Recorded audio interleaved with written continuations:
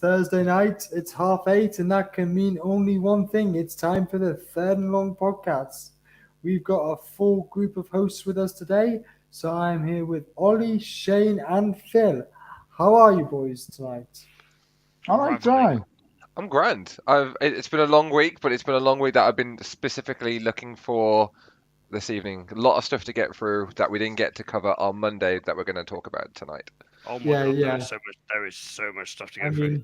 After trade deadline day, there's a lot to talk about. Yeah. Yeah, I mean, yesterday was absolutely mental. Yeah,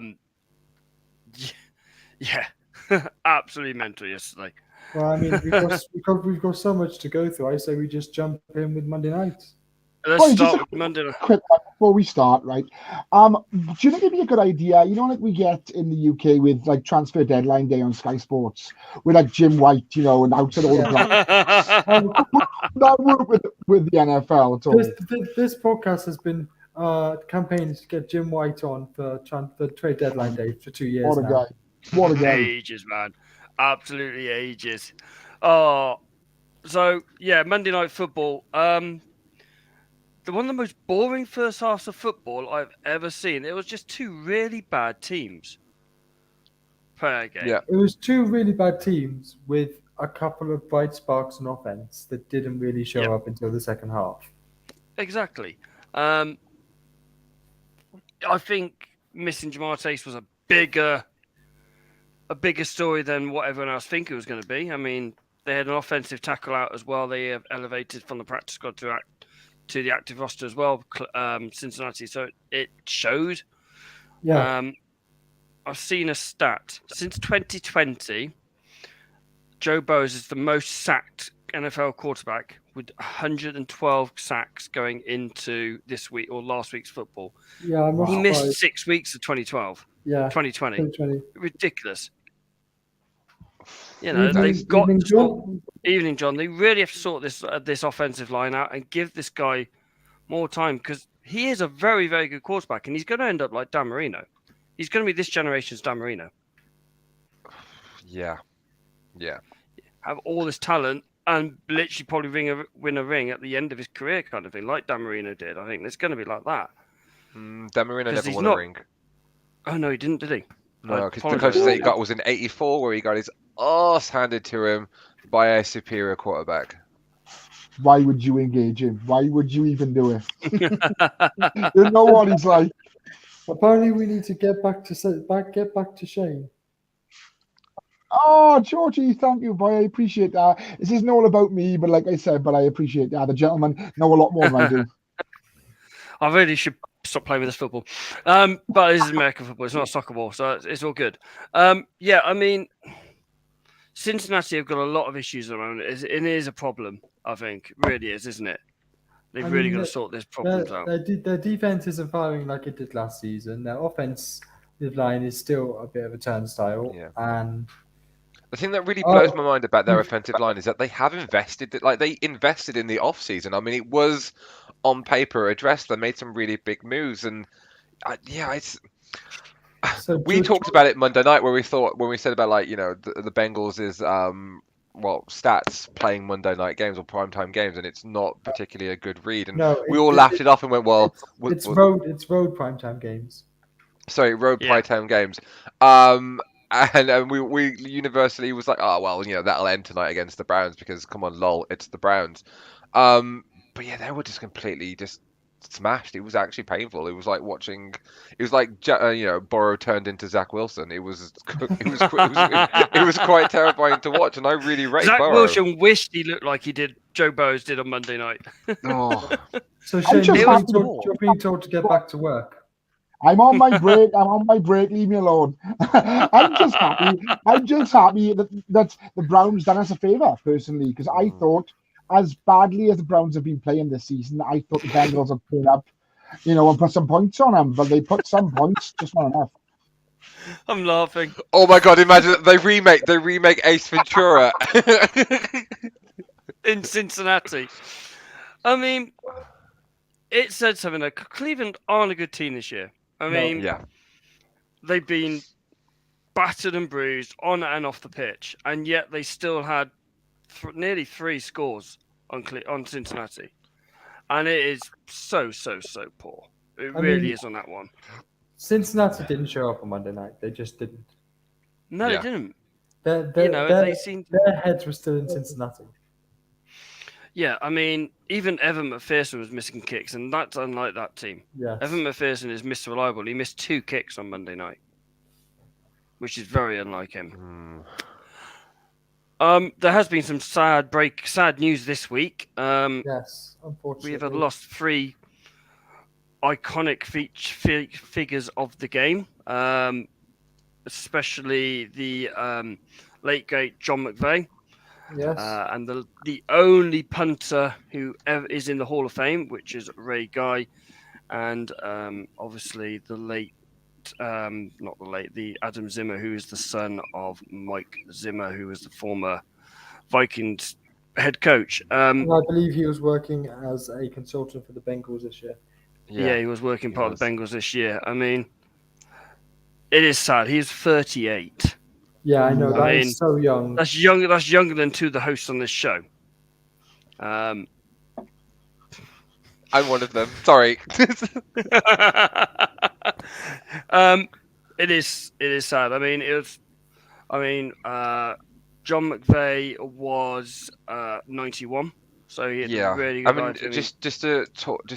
I mean, it is a massive difference between passing away at the age of 38 and then John McVeigh, who's passed away at an amazing innings of 91, and he lived a great life, and he contributed so much to like the world of the football and the Shield and everything that we love and respect. And Ollie can vouch for this as well. He took over because he was coaching before he became an executive, and he took over at San Francisco in I believe he took over looking at it in 1980, and he worked with Bill Walsh to create one of the greatest footballing dynasties ever. He was the executive that oversaw all 5 of our Super Bowls. He was the executive that brought in, that had like Bill Walsh, and he brought in the likes of like Steve Young and Ronnie Lott and Jerry Rice and Dwight Clark and all these amazing NFL Hall of Famers that he helped create multiple teams over. And also being that transition period, because we talk about quarterbacks being such an important position, but it wasn't really, and I can't think of like looking back at my knowledge of like the NFL, that smooth transition from going from one Hall of Fame quarterback to another. The only ones I can think of is Montana and Young, and then maybe Favre and Rodgers. It doesn't happen in sports, but he was a big reason for it. And especially if you go to San Francisco and they talk about gold not just being the color on on the helmets. Gold is a standard. Gold is what the team stands for. Gold is San Francisco. Sorry? Gold is San Francisco. Gold is San Francisco. Very it's not just a name, it's a statement. Yes. And he is very much the big part of why the team became so huge, because before the 81 season, when we won the first Super Bowl, the 49ers were a joke. They were a losing team. Yeah. They didn't have a winning season up until that point. So John for McVay me, it's franchise. Sorry? John McVay changed the franchise.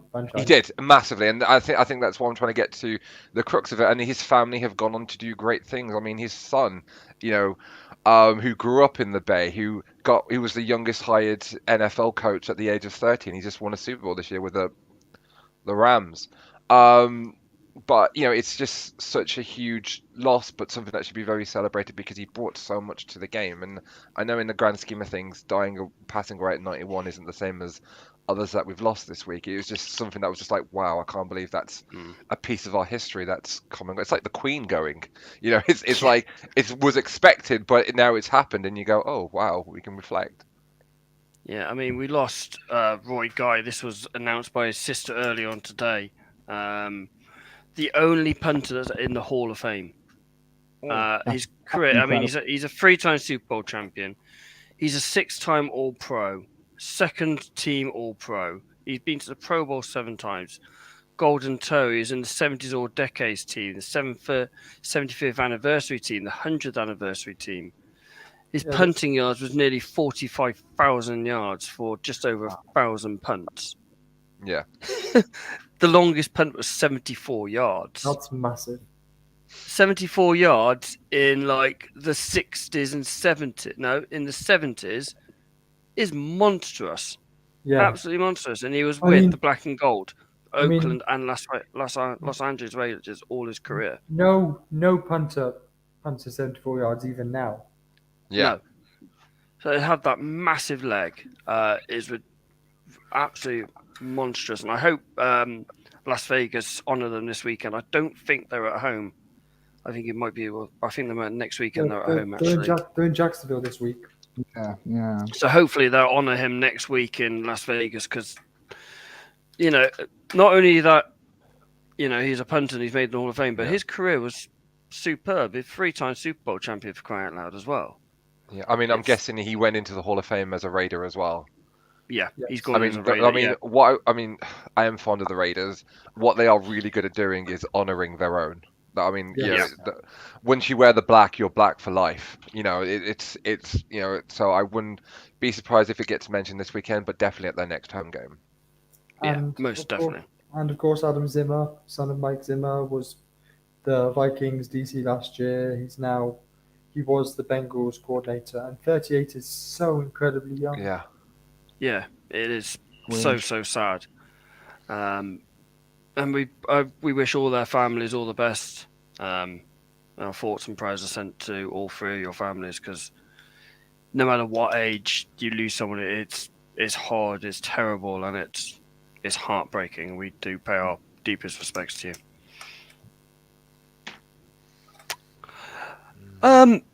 Tuesday was interesting. Yeah. Trade tsunami. I've never known anything like it. It was absolutely bonkers. I mean, what would the so the Bears have brought in a couple of players, but it's on the offensive side of the ball. I just felt like I kept going on Twitter and seeing Rap Sheet or Palacero or Chef to announce another trade. No, 10 trades, 10 deadline trades. It's more than any other deadline they've had before. And they weren't a lot of little ones either at all. I mean, you've got Chase Claypool, you had TJ Hawkinson, you had Bradley Chubb for crying out loud going to Miami. Yeah. Calvin Ridley, It's Naeem ridiculous. Hines. Yeah. The Calvin Ridley one's a bit weird. They've got a lot of money for that. I mean, Jacksonville have been bent over a barrel there. I'm just because I'm not gonna say the rest of that. I'm not sure if this is relevant, but the Calvin Ridley bet that he made was for Jacksonville to lose. Yep. Yeah, but we all do that, don't we? Most weeks. So. Yeah, no, I saw something on social media earlier on going, well, everyone bets for Jacksonville to lose, so it doesn't really matter. It's ridiculous. I mean, yeah, it's silly, and they're gonna have the rip out of him when he rocks up to Florida next summer. And can somebody explain to me the TJ Hawkinson train, please? Because I don't see the Detroit point of view. How Detroit thought this was good. I am just scrolling down it now to bring it up, and I think I've scrolled. Oh, okay. So I just don't understand how Detroit thought this is a good trade in any way. It's strange. So they've sent TJ Hawkinson a 4th-round pick from this year and a 5th-round pick from next year. No, conditional 4th-round pick, sorry, for next year. 4th. And they get in return a 2nd-round pick next year and a 3rd-round pick the year after. Because here's my thought process.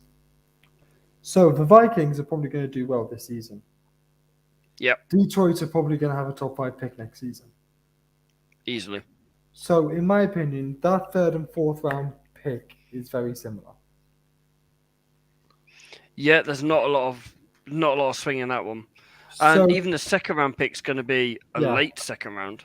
So they're effectively trading down basically a round and a half and have gained TJ Hawkinson. Yeah.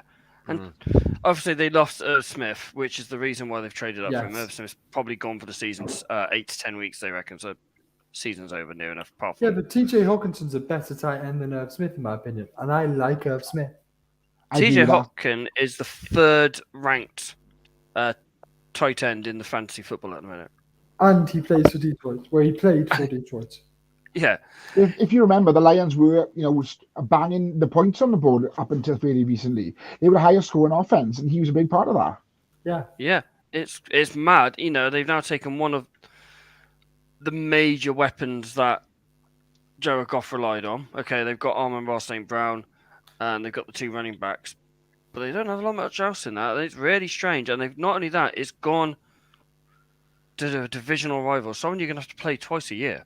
Yes. And I you've just made that offense ridiculously strong now. as a Lions fan, if I was a Lions fan, I'd be like, why should I buy tickets to go watch the game this year? Yeah, it's ridiculous. It really is. Sorry, I keep knocking my screen. Because you're a fan, and it's an honor and a privilege to see your team play. Yes, but Maybe it's just me. my team are clearly rebuilding and do not want to win this season because they've just traded away their major offensive weapon. So why should I pay $100, $200 to go and watch my team play when I don't think they're trying to win this season? I get where he's coming from, and I also get what Shane's saying. But yeah, it's very, very strange. You're going from a team that's now 1-6 to 6-1. Yeah, I saw. You've now got a chance to go deep in the playoffs, especially in the NFC. It makes sense. TJ Hopkins is probably laughing his way to the bank. Yeah, really is. Yeah. It sort of reminds me a bit of the Emmanuel Sanders trade to the Niners a couple of seasons ago. As in, they've taken a strong offense and made it even stronger by addressing a part of that offense that was weak, and made that offense even stronger. Unlike the Dolphins, who had a weak offense and now made it incredibly stronger. Oh yes. The last three first-round picks are equivalent to Jalen Waddle, Tyreek Hill, and now Bradley Chubb. Just talk about the Chubb trade quickly. The last 2 seasons, a Denver Broncos player has been traded on the trade deadline and gone to a team, and that team has made it to the Super Bowl. Von Miller. He was before Von. Manny Sanders. Oh yeah, Sanders. Yeah. So does this mean that the Dolphins could get through to the Super Bowl with a great trade of Bradley Chubb? I wouldn't bet against not only it. that, and they've now brought a running back in as well. Or they sent a running back to Denver, which is what they really, really needed as well. Can we really not talk about that trade? I'm not happy. Which one, Jeff Wilson or? I don't care about Chase Edmonds. I couldn't care Chase less Edmonds. about Chase Edmonds going to the Denver. I mean, they have now signed Bradley Chubb to a 5-year deal, $110 million, which is on average $22 million a year. So he's now going to be in Miami now, Bradley Chubb, to 2027. It's mad. So they've literally, traded him, okay, we've got to get this contracted, let's get it sorted. 2 days later, they've got that contract sorted. Fair play to that Miami top office for doing that work, and they've got it really well. Done really well on that. Right, can we talk about this Jeff Wilson trade? Go on then. I know this means a lot to you because you weren't happy about this. I understand the thought process. Because Jeff Wilson's contract was up at the end of the season. He's a third string running back. Get something rather than nothing. But that's what it sounds like, isn't it? He was a very, very good running back for a third string running back. And I feel like he could have contributed as well, maybe a third down back, and Mitchell's not proved to me that he can stay fit. So if there's an injury, we're gonna have Jordan Mason as our backup running back. I mean, we have McCaffrey who's injury prone and Mitchell who's injury prone. So I'd have just kept Jeff Wilson around, whether he contributes or not for the rest of the 8 games. And if we don't have the 5th round pick, we don't have the 5th round pick. It doesn't make sense to me. I do agree. When I saw the trade, I was like, I mean, Kyle said the day before, they'll look at all offers. There was no one that wasn't, unacceptable to trade. And I looked at it and I went, okay, but then the 5th rounder, I think they could have gotten more. Yeah, I'd have There's enough. You've got enough of that 5th round now. You've got what, 3 5th round picks for next year. And we've also got a lot of 3rd round picks as well. Yeah. So Yeah, you we've got a lot of, stockpile it, you can now pick to trade up. Interesting comment. Are we looking at Vikings Dolphins Super Bowl? Do you know what? I'd love that. Yeah, on me, that would be a great game for the neutral, a great advert for the league. That would be. I think that could happen. I mean, I still think the Bills are the most likely team to win the Super Bowl, but I could see Vikings Dolphins. Yeah. One of my Speak- worst nightmares. Speaking of the That's Bills, dangerous, man. speaking of the Bills, should we move on to Naeem Hines, Ollie? Yeah. I say Ollie Yeah, let's because do the it. little comment you made in our group chat earlier. This is a different one that me and Ollie are in. Yeah, And I- saying because someone wanted to trade you him, didn't they? Me and Ollie are in a fantasy group chat, and I tried to flog Naeem Hines to Ollie, and he wasn't having it. I don't see him getting many reps. No. He's going to be behind Singletary. He's going to be behind. Who's the other guy? Cook. Not Cook. No, there's another one in there, and it's not No, Zach 'cause Moss, who's just went the other way. I was about to say Moss has gone the other way. Yeah, I thought they had 4 in there. They thought they had Well, like they did. 3. They did draft someone last Yeah. season. Can't remember his Before name Cook. off the top of my head. Anyway. He JD didn't really McKissick. play. Yeah, he'll be ahead of McKissick, and I think he'll be ahead of Cook Yeah. too. I think. But he'll be ahead of Cook because Cook's not barely used. But I don't see him getting a lot. And I understand the Buffalo go and get it. I mean, they've got a 6th-round pick, which is nothing, and under Zach Mouse, so it's a switch and a 6th-round pick, which is nothing. It's another one I don't get what like Indianapolis are doing. Obviously, they've benched Matt Ryan for the rest of the season now, so they're like, right, okay, we're not going out to win this. You've got Jonathan Taylor, who's very much misfiring this season, and Himes looked really good Sunday night. Yeah. Good out the backfield, on the ground and in the air. It's just another one that doesn't make sense for a team that, like, I think Phil said earlier on in the group chat, seems to be a lot of teams tanking. Yeah, it's tank. We're in tank bowl season. Already. Yeah. There is a lot of good quarterbacks coming in. A really lot Yeah. of good quarterbacks coming in this season. But only so many quarterbacks are going to help you win a league. John Covered under says, the stairs is coming along. I mean, let's be honest. Our last big, not this season, the season before, the big draft where 5 pretty big quarterbacks all got a draft, and none of them are succeeding. They're all struggling. Yeah. So teams are John, after.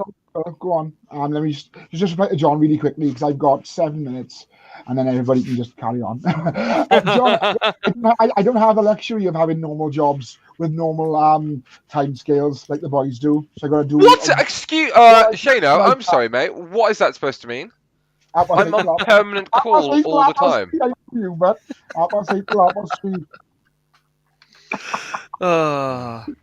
Sorry, I mean- saying. Normal jobs, man. What you like? Just going on to what you were saying, Phil, about that. As you said, like draft picks are uncertainties. Yeah. Agreed. I mean, I'm just upon reflection of this weekend. I mean, Trevor Lawrence massively struggles. Mac massively struggles. Fields is struggling. Zach Wilson is struggling. Trey Lance has only played 3 games, so it's that draft class of quarterbacks, and we're going to get another load of quarterbacks. Are any of them going to succeed, or are they going to put in teams where they're going to be allowed to succeed? Because out of all of them that got drafted last year, Mac Jones probably looked the best in the best outfit, but he's really, really struggling. He doesn't even remotely look the same. We talked about regression, but that is just the reality of it. I will. There's tanking always for hang my tanking's sake, but go on. No, sorry, carry on. No, thought there's you there's finished. tanking for tanking's sake, but in the spirit of the league, I hate tanking. Like Yep, I always agreed. goes back to what Cam Newton said about losing. You show me a picture of a loser, or you show me a picture of a good loser, I'll show you a loser. If you're purposely tanking, attitude reflects leadership. So if you're tanking to get the better players, we've already got a culture of losing. And then once you've got that culture of losing, it's very, very difficult to change that loser's mentality. So that's why we see the same teams every year struggling. Actually, I can't say the Jets, but historically, the Jets, the Browns, the Jaguars, the Panthers. These are historically bad teams Yeah. that are Well, just always going- in the top. yeah. The Lions are historically in the top 10 every single year of draft picks. So Ollie, this is a bit of a question for you, but it's also a question for all the other boys. Do you think Mac Jones is being a bit figured out now? No. Mac Jones has added an element to his game now. He now scrambles, which I absolutely love. And he's moving around the pocket. And he's spreading forward. I will always support back Mac on this because it is coming from the coaching. You have got a very defensive offensive coordinator in Matt Patricia. Very, very good defensive coordinator on that side, and he does have some good drives. He puts some things together as well. That no huddle drive against New York was all on Mac, and he drove that ball down the field, as you should do. Mm-hmm. But he's got Matt Patricia's defensive coordinator, and he's got Joe Judge. Well, we all see what Joe Judge does. 3rd and 9 takes a quarterback kneel. Okay. So I think it is down to the coach. I think almost Josh McDaniels is missing New England as much as Mac is missing Josh McDaniels. I think that is the issue is coaching in New England. I think that is the problem. Not Mac. I do think that does is part of the problem, but I don't think it's bad coaching as much as Josh McDaniels is just an incredible OC. Yeah. So I think If you it's noticed. going from an incredible OC to average OC rather than Patricia and Judge's shared brain being a bad OC, being bad.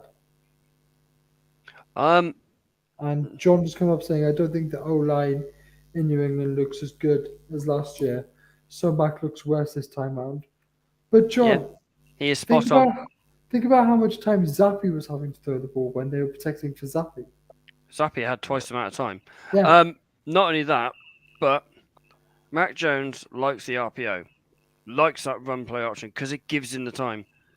He's had a lot less of that type of play calls this year, and they gave them all to Zappi when he played, which doesn't make sense. Give it to your QB1, the same as you are getting for that one. I really don't get it. Really, really, really, really don't get it. Should we just run through these other trades or not? Yeah, let's run through these other trades, and then Shane can say goodbye. And Chase Claypool to the Bears, a second round's a steal. Yes. Oh yeah, 100%. You know, it's like Green Bay. You know, I don't know if you heard Aaron Rodgers talking to Pat McFacial, and apparently they were talking to Bears as well, and they offered a second round. Oh. Why didn't they go? Okay, we'll offer you a second and a 7th. We'll give you that little extra nugget. It's like it's in my opinion a bit like the Niners throwing in that fifth round pick for McCaffrey, which I'll bid the Rams. Just to get that one. You know, you're going. If I was Chase Claypool, I'd rather go to Green Bay than I would to Chicago at the moment. Yeah. Knowing that you've got Aaron Jones, who isn't really progressing as much as Tom is, or like Drew did, or anyone like that. You mean Aaron Rodgers, not Aaron Jones? Yeah, Aaron Rodgers, sorry. Isn't aggressing as much like Brady or the Ben Roethlisberger, or that is, so he's still got a couple of years. Still has that chance to get to the Super Bowl, or, you know, Chicago don't have that chance to get to the Super Bowl at the moment. No. I think they're 2 or 3 years away from that happening. And Ollie's gone somewhere. Back in. I thought that was like a mic drop thing then. Yeah. So can I just do my quick sign off before I go? Go on then. Is a couple of pieces of. Is Ollie coming back? Yeah, Ollie's back. Yeah. He is. Sorry. Hello. I'm just going to quickly put my 2 cents in, and then I'm going to shoot. A couple of pieces of Ravens-related news. It was announced today by John Harbaugh that Rashad Bateman is out for the season. He's having Lisfranc surgery on his foot, so he's out for the season. So it looks like Devin Duvernay will have to carry the load once more. And the Roquan Smith trade, of course, as I said on Monday briefly, I am very, very happy and excited about that trade. He's going to bring something to Baltimore, which we sorely need at the moment. And the last little bit on AEW Dynamite last night, the show was in Baltimore, and Chris Jericho happened to sort of have a little something to say about Lamar Jackson, and Lamar was sat in the crowd with his head in his hands. I'm going to see Chris Jericho's band next Saturday in Bristol, so I will make sure to have a word. Right, on that note, guys, have a great show. Hold on, Shano, what's your favourite Fozzy song? I got several. Judas, Enemy, Purifier's good. Okay. And have fun. Right, have a good one, boys. I'll catch you later. Bye, Shano.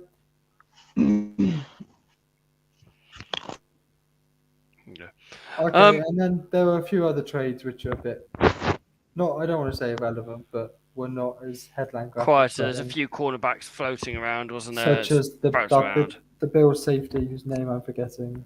Yeah, I'm just scrolling up to it now. DiMarlo.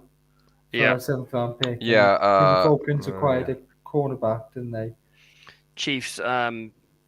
sent a cornerback Fenton to Falcons as well. Falcons sent Marlowe to the Bills. Yeah. And I believe there was another cornerback, Jackson III, is it? Yes, safety. I'm trying to find it now, but I don't know where he's Yeah, gone. the commander to the Steelers, yeah. Yes. From the Commanders to the Steelers, yeah. Jackson III. I saw that there was some rumours floating around that the Niners wanted him, but I didn't think we'd ever get him. And of course, Jacob Martin going from the Jets to the Broncos. So Phil wanted to talk about this XFL. I was expecting some epic music then. No, So when they brought the XFL back before COVID, and a work friend of mine, Chris, big fan of the show, and we decided to give it a go after the Super Bowl because it's the first games aired. They didn't actually finish the season because Vince McMahon cancelled because of COVID, and then after some kind of negotiations, a lot of silence, a lot of deadpan, Dwayne The Rock Johnson and his business partner and ex-wife brought the XFL, and I bought it for a couple of $100 million. And that was it was a big thing, especially if they could then get TV deals to actually continue on with the league. Because if you own a football league but no one's watching it, is it going to make any money? No, absolutely not.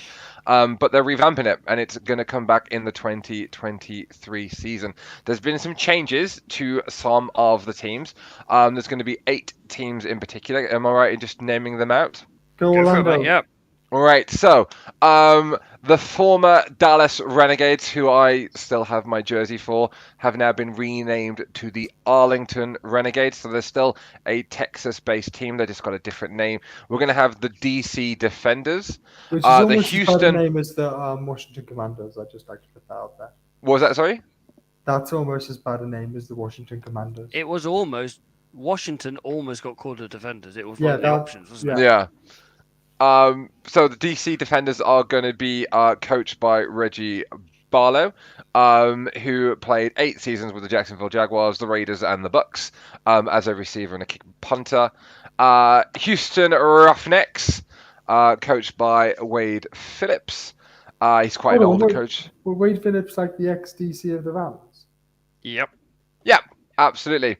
Orlando Guardians. Ooh, go Orlando. The San Antonio Brahmas. I wonder who might have had a say in that particular name, considering that The Rock has a Brahma bull tattoo on his shoulder. The Seattle Sea Dragons. They were not called the Sea Dragons last year, were they? Or were they called something? Were they the Sea Dragons? I think they were the Sea Dragons. That's a lame name to go with a very lame city. And then you've got the St. Louis Battlehawks. And then you've got the Vegas Vipers, so a little bit of alliteration then. I'm intrigued by the Brahmas because they're being coached by Hines Ward. Nice. Who was MVP in a Super Bowl. I'm going to Orlando in April, so I'm hoping I might be able to catch a Guardians game while I'm out there. That'd be sick. Nice. I think it'd be kind of cool as well, especially if the XFL commits and the TV stations commits. I think we should all pick a team to follow for that particular season. I'll take the Guardians then. Well, then. I'll stick with the Renegades because then I don't have to buy a new jersey. So I was going to be right. My pool team was called the Renegades. So I when they first came out, I was like, I'm going to choose the Renegades. I'm going to go for the Renegades. But I feel so sorry for St. Louis losing the Rams. I really do. They've had the Rams taken away from them. Down to LA, they've now won a Super Bowl, so I'm going to go for the Battlehawks, I think. Okay. Shano, if you're watching, who are you going for, mate? So you have to pick from the Vipers, the Sea Dragons, the Brahmas, the Roughnecks, or the Defenders. Anyone else Honestly. want to choose? Please go ahead. That's all more than welcome. Absolutely, it'd be kind of cool because I know last season, BT had the rights to show the games over in the UK. No TV deal in the UK has been remotely talked about yet or considered, so we'll probably find out the week that the season starts. But it'd be kind of cool if we can get that additional football in the post Super Bowl season. Yeah, gives us something to talk about as well for Absolutely. 8 weeks. Most definitely.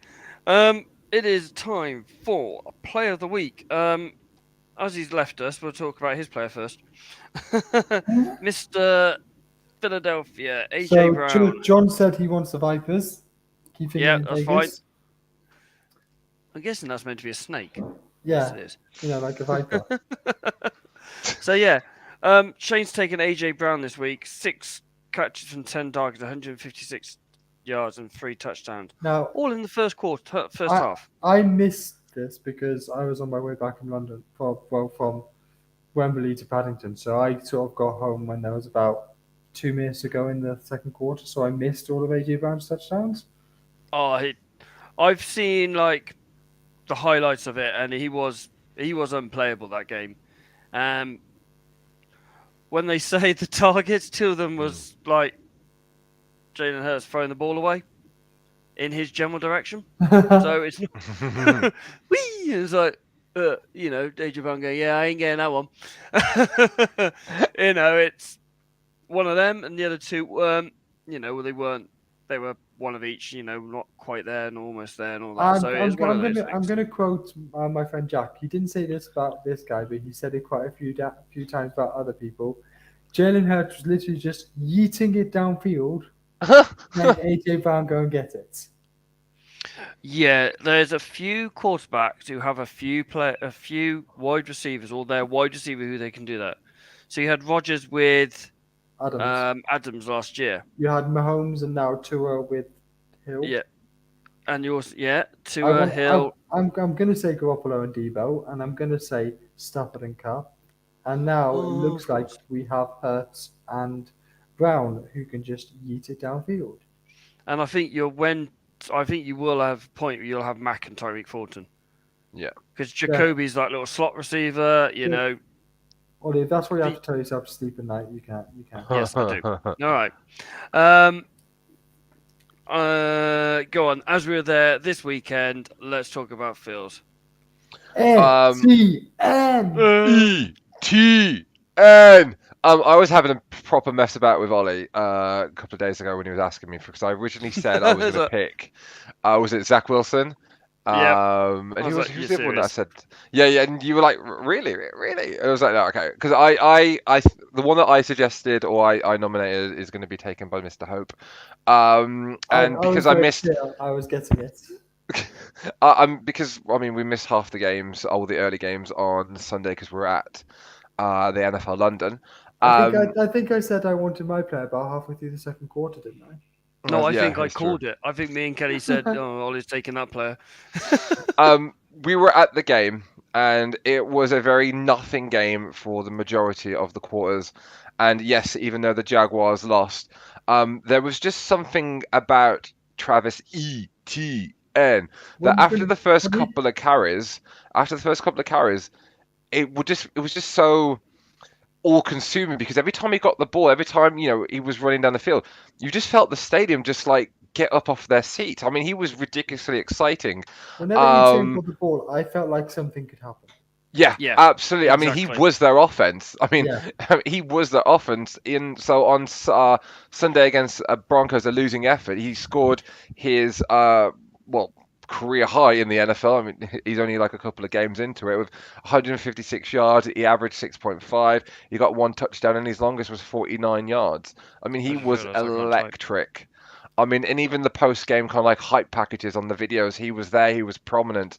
I just love watching him play. I'm really, really jelly that the Jaguars have we have good running backs as well, but they've got such a good strong running back that they're unfortunately going to ruin the career of. In true American commentator fashion, I'm going to go, this guy was really making things happen. Yeah, he was. He was. He was absolutely brilliant. Generic copy and paste. Yeah, this guy's got something in the barrel. This guy's Yeah. got a lot of dog in him. A lot of dog in him. As I hear all the time now this season. They claim, like, when I watch like a load of NFL, especially on the Pat McAfee or any kind of like NFL analyst, and they talk about the dog. I've never noticed it until this season, because they continuously say it every hour. But yeah, that's mine. I thought he was excellent in a very poor Jaguars team. Ollie, I'm going to leave you last because we can have 5 minutes of him. Okay, that is it for the week. Okay, that is it. All done. You're going to be getting the stopwatch out, aren't you? Yeah, it will be. It's going to be running in the corner. That's it. Right. 3, done. I think this guy, literally, you talk about a player carrying the team on his back, carrying an offense on his back, and that's what this gentleman did this week. He had more yards. The king is back. That he was unplayable. I've seen a video of can't think of his name, Vabel now, just going, no matter what, he's going to take the ball and they cannot tackle him. Yeah, pretty much. He was brilliant. I mean, literally, it was like Derrick Henry of 2 years ago. Before his injury, he was unplayable, superb. He is averaging like something like 8, 9 yards a carry, which is ridiculous. Could this guy get comeback player of the year? Or was he not out for long enough? He was out for 9 games, because he went down in week 8, I think it was last year. But didn't he get Yeah, it back was for the weekend. playoffs? Because he came back in the playoffs, didn't he? Yeah, but Shouldn't have done. he was hopeless in the playoffs. No, but I mean, but I don't know. I don't know what the NFL kind of like guidelines are in terms of It was comeback. only one game. Yeah, and they were one And and it done, wasn't but regular. they came And back. it wasn't regular season, was it? Yeah. Okay, all right. He could do. Yeah, I mean, he was absolutely superb. I wasn't saying he should. I was just posing the question: could he? Yeah, very, very, very likely he could do. But yeah, he was superb. I mean, considering Malik Willis only threw for 56 yards, and 9 of them went to bloody Derrick Henry. Ollie, you take so much pleasure in that, don't you? That Malik Willis I was like, that you obviously don't trust your rookie quarterback one little bit at all. It's like comparing him to Zappi, who threw for 330 odd yards one week against Cleveland, and then Malik Willis's first full game, 56 yards. Have to laugh at that one. Loved it. Right, clock is now 42:35. Go. CMC is dynamite. I mean, what a game this guy had.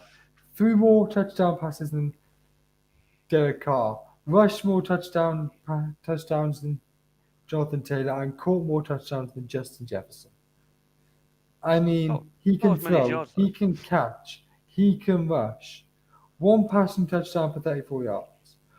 One rushing touchdown. 1 passing touchdown, and what a catch it was for the passing touchdown, for the receiving touchdown. I mean, he also had 18 carries for 94 yards too, and I don't know where you've got this extra touchdown from, Ollie. Because he only scored 3. Passed one, Yeah, ran for 2, didn't he? Oh, did he? No, Okay. he ran for 1 and received 1, so you've added a 4th touchdown on there. I've got to check ESPN stats then, because that's where I got it from. He only scored 3 touchdowns. Okay, I'll let you off then. Whatever. Kittle scored the other one, but it was nice to see somebody. Yeah, they lost nearly that many yards in penalties. Yeah. Yeah. There was a lot of penalties in that game from what I could see. In the second, there weren't many in the second half. And the ones in the second half were just really dumb ones from the Rams, like a 15 yards for unnecessary roughness, shoving someone to the ground, and then that dumb 15-yard Allen Robinson taunting penalty. You're now wasting CMAC time. I finished talking about CMAC. Okay. Oh, wow. I was expecting another 3 minutes. I wasn't going to say that much about it. Okay. He just had a monster game, and it was nice to see him in the red and gold do that. I also think as well, continuing on, in this particular offense, he helps move some of the responsibility from some of the others. Now, I'm not saying Debo doesn't want less of the spotlight. I'm not saying George Kittle wants less of the ball. I'm not saying Brendan Ayuk doesn't want to get as many targets, but I just I like think to he helps relieve. Ayuk also had a great game. No, absolutely. I think he helps Jimmy Garoppolo more so Yeah, I think than he helps the team. I think he helps Garoppolo because Garoppolo's got that safety blanket check down option. Yeah. Or McCaffrey who can go and get 15 yards off a nothing play. And we've also got Dwelly as well, who was also who had a fantastic game as well. Yeah. But anyway, CMC brilliant this week. It's our bye week, so we'll have to see when we come back to play. Is it the Chargers next? Yes, Chargers. Yeah. That'll be an interesting one. The Bosa boys. Yeah, On both to against Bosa. Catch of the week. Although Joey's injured, so. And just to keep that going, just to keep them going for another minute or so. This week's catch of the week, contender for. As John said, he gives the Niners another good offensive option. Yeah, absolutely. Ollie's already mentioned this, but this is Phil's catch of the week. Oh yes. I mean, it's a great throw too. Are we not playing the sound? No, we can't. We're not allowed to play sound. Oh, Well, did the shield stop you? Yeah. I mean, it's a great throw, and McCaffrey goes and get high points of ball, and it's a great catch.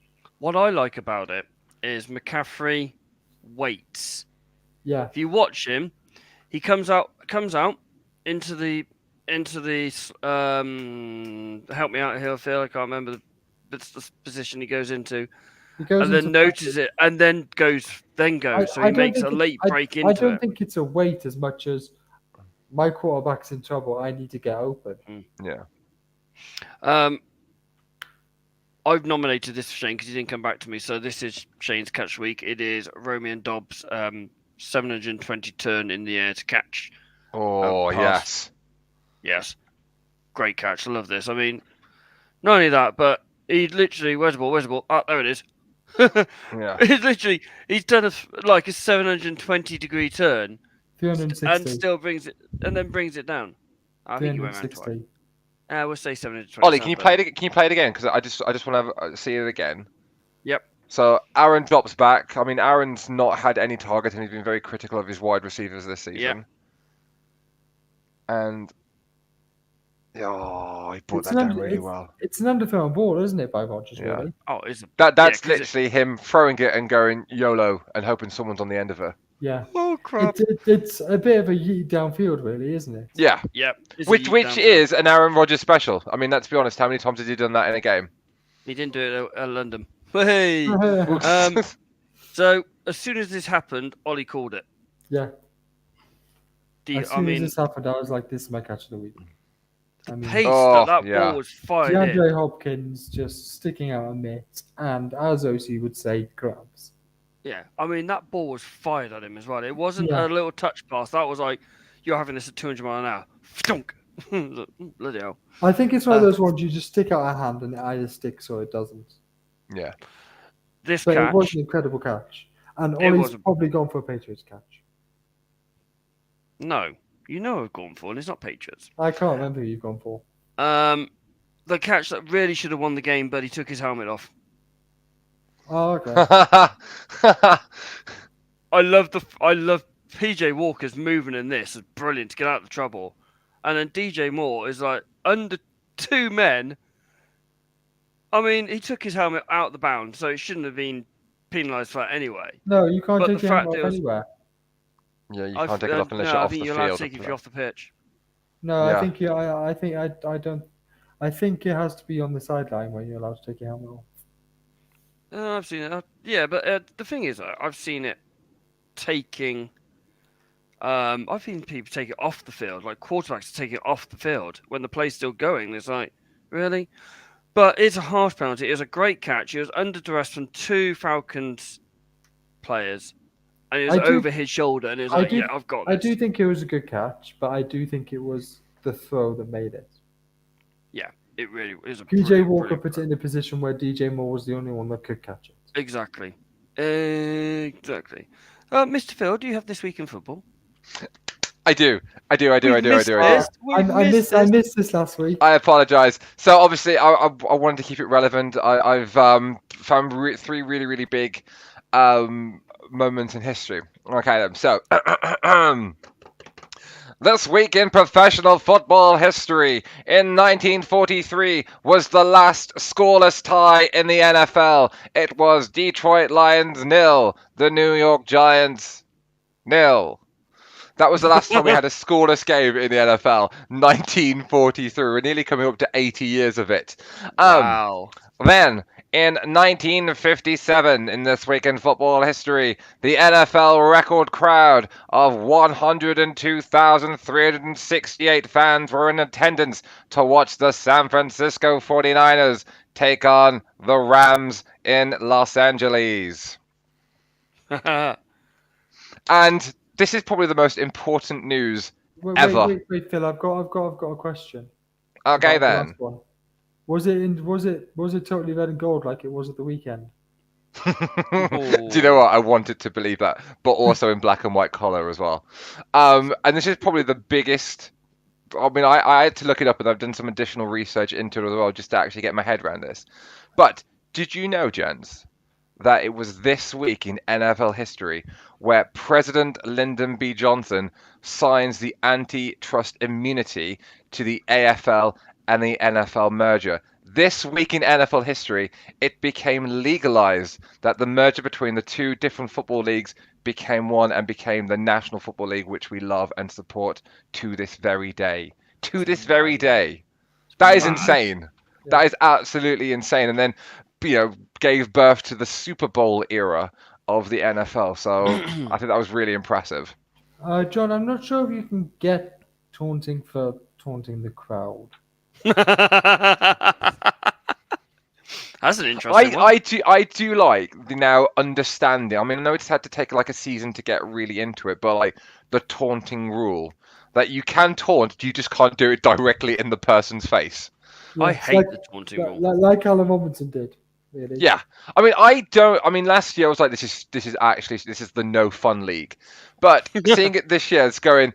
You can still be shithole. You can still be shithouses and be absolutely scummy and do all those kind of things that to get under player skin. You just can't do it directly, face mask against face mask. You just need to step back 5 yards and do it. Like I do agree with some of the taunting, like in the player's face, but like DK Metcalf hugging the goalpost, DJ Moore taking his helmet off after thinking he just won the game for the Panthers. That's not taunting. No, it isn't. That is DJ Metcalf. We all love that. That shows him. It shows a human side, a fun side to these players. Yeah.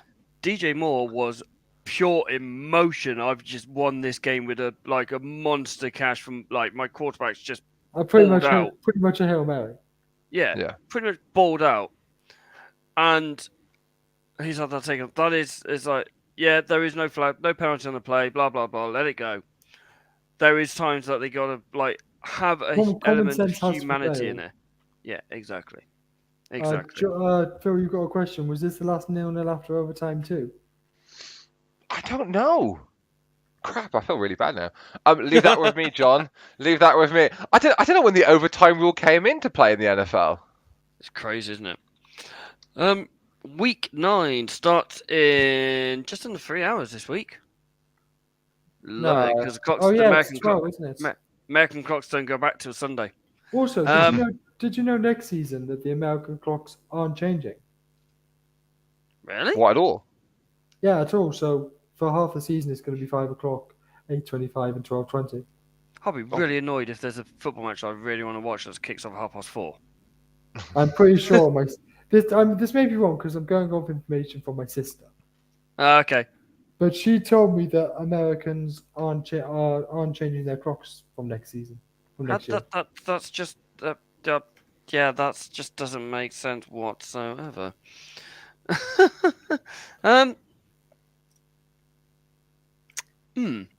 Okay. Moving swiftly on. This week's games. We'll glow ourselves that one because I can't see anyone else but Eagles winning tonight. Yeah. Yeah, I can't see. I can't see the 1-5 Texans taking on the surprisingly likable Philadelphia Eagles. The Eagles are just on a different level at the moment, and I don't think it's at least 2 scores. Yeah. Minimum. Oh, easily. Ooh, yeah. easily. I mean, we've got some other good games. We've got Chargers at Falcons. And I mean, for once in the predictions, Ollie's not picked the Patriots game. I don't pick the Patriots games that often. Thank you Mate, very you much. picked a lot of Patriots games this year. Once, Last week, yeah. Ravens, Bills. No, I didn't pick them against the Bills. So once. First week one, I think Once. you picked them. I picked them twice. I think it's at least 3. Twice.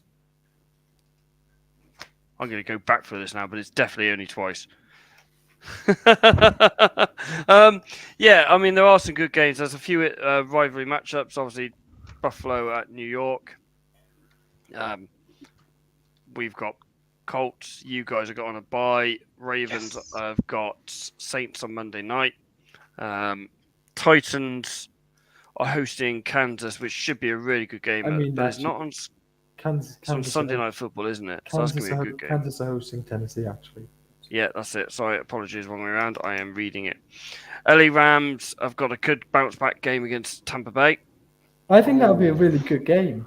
I think that's going to be a really good game. I think it's going to be a lot. I could see how I is think, it. I think it's going to be low scoring, but I think it'll be good. I think the Bucks win. I'm going to Yeah, take the Bucks. I fancy the Bucks in that. You fancy a Bucks win? Wow. Yeah, I think I'm not going to say the Rams can't afford to tank, but I don't think the Rams will finish the season with a winning record.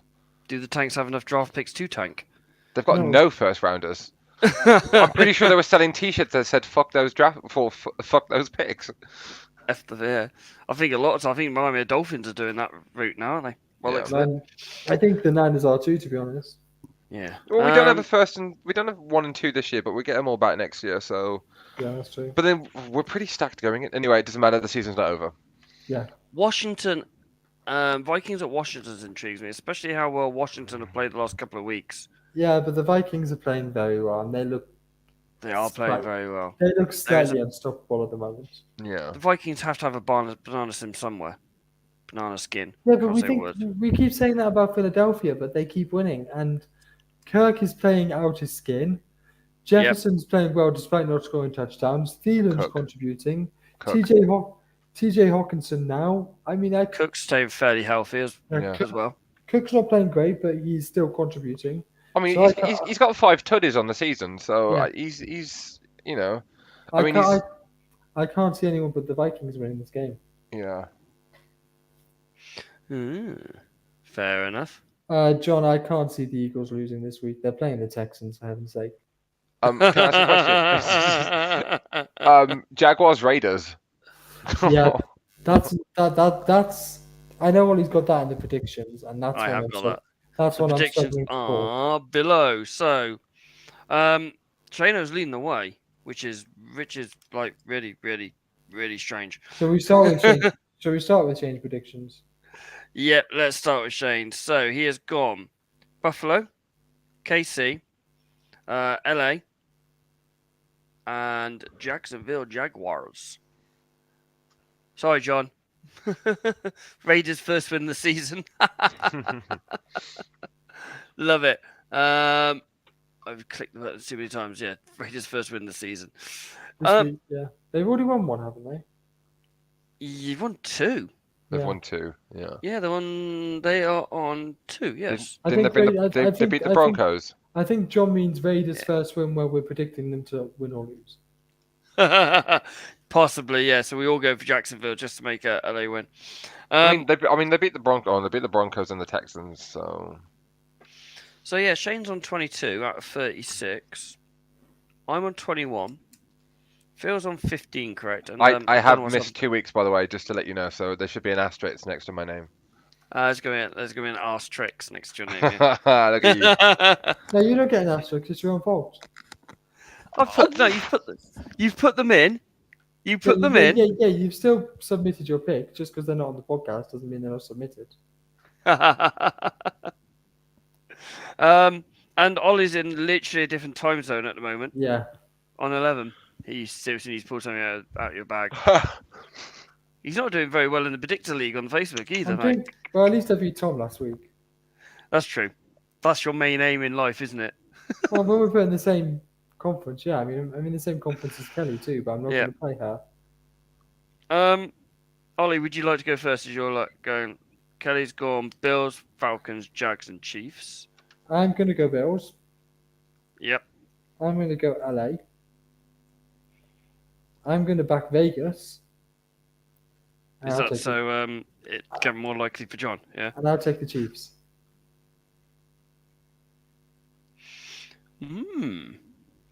So you've gone KC, Atlanta, no LA, Las Vegas, and Buffalo. Yes. Cool. Just want to make sure I got that right. Phil, over to you, my friend. I'm going to go Bills. Yep. I'm going to go Chargers. Yep. I'm going to go Jacksonville. Yep. And I'm going to go with KC. So KC are going to lose then, so is Buffalo, because we've all gone for So KC and Kelly's Buffalo. gone Bills, Falcons, Jags, Chiefs, which I think is exactly the same. Is that exactly the same as Shane? No, Shane went LA. Okay. Hey, Kelly. And John's gone Bills, Falcons, Raiders, Chiefs. I guess that just leaves you, Mr. Butler Henderson. Yeah, I'm just writing. Also, I met Ollie's dad at the weekend, and may I say he's a very nice man. Yeah, yes, he dragged me up well, some may say. So I'm going to follow the trend with Buffalo and KC. Sorry, John, but I just think Jacksonville looked. I don't know. Las Vegas don't look Las Vegas at the moment, maybe because no one's getting arrested. I hope they do get it right for your sake, but I'm going to go Jacksonville. So Ollie's going the only one with Las Vegas. I'm going to be the only one of us four who are going for Atlanta.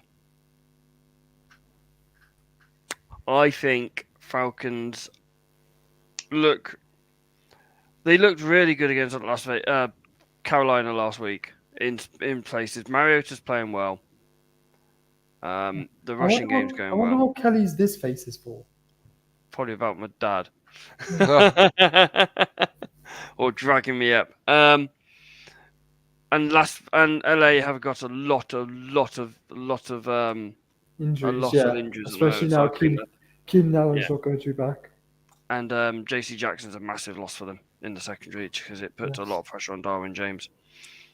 Yeah, I just fancy Herbert to pull him over the line, and Ollie's got some fathering to do by the looks of it. Yes, I'll send him up in a minute. At least you're not stiff arming him anymore. Well, he didn't come into the show, so I couldn't literally. He's a bit far away. I would have been literally off screen stiff-eyeing him. Oh yes. I am looking forward to this weekend of football as always. I'm a bit disappointed there's no Niners game to watch, and Bolton in the FA Cup, so it's going to be a pretty dull weekend sport-wise, really. Who have you got in the cup? Barnsley at home, but I don't really care. Oh, we got our church, so like six divisions below us. Yeah, it's below like us. It's in Worcester somewhere, isn't it? I don't actually know where they are. To be fair, I think they did the draw there, didn't they? I think so. I can't remember where. I don't know. I wasn't really watching it. I just seen the score flash up. But as always, Player of the Week will be out later on tonight. Catch of the Week will be out tomorrow morning around about 9 o'clock, which lasts for both 36 weeks. Both from McCaffrey in 36 hours, not 36 weeks. Hey. While we're talking about votes, we put a poll out for our the best London game of the season. With 45% of the voting, Green Bay won it. Green Bay against New York won the vote by 2% between in front of Saints and Vikings. I voted Saints Vikings. I did as well, to be fair. But to be fair, Green Bay was a good game as well. I will put the result on our socials or on Facebook and all that. And I believe we have another sort of poll coming out about London game days, don't we? Yes, that will be next week's poll, I think. Something around teams. Yes. Probably. a certain Mr. Perrins down there suggested it. Mm-hmm. And left it on that one. Shano, thank you for popping in during your working break. Absolutely superb. Phil, lovely having you back. We've missed you the last couple of Thursdays, mate. Thank you very much. I like genuinely. It's the first night when it was like an internet problem, and then and then I went away for like my half term. But now I'm back. I'm gonna see it. That was my bye week. I'm back, so I'm just John, Trent. Oh my god! So on Monday's episode, I was in our private chat. I was just messaging. I found this Wikipedia page, in the back rooms of Wikipedia that is just kids facts. Or kids accessible facts about Trent Dilfer, and just like stats broken down for the younglings in the world. So maybe I might bring that. Maybe in the future I might bring that as a segment as the Trent Dilfer fact of the week. I don't know. We'll see. I'll put a poll out on the Twitter page, see whether or not anybody wants to hear a Trent Dilfer factoid every single week. I'm just waiting for Trent Dilfer to finally reply to. Oh, I'm gaslighting him. I'm trying to get him to bite on some of our tweets. Like I know Shane is as well. I'm just trying to get any kind of traction from him, just to see if I can get a rise from the great man himself. I mean, he had a losing record as a quarterback. Like he has a loser's record. I can't believe it. Well, ladies and gentlemen, evening, Trent, if you're watching. Mr. Hope, as always, ladies and gentlemen, thank you very much. This has been the Third and Long. Stay safe, all.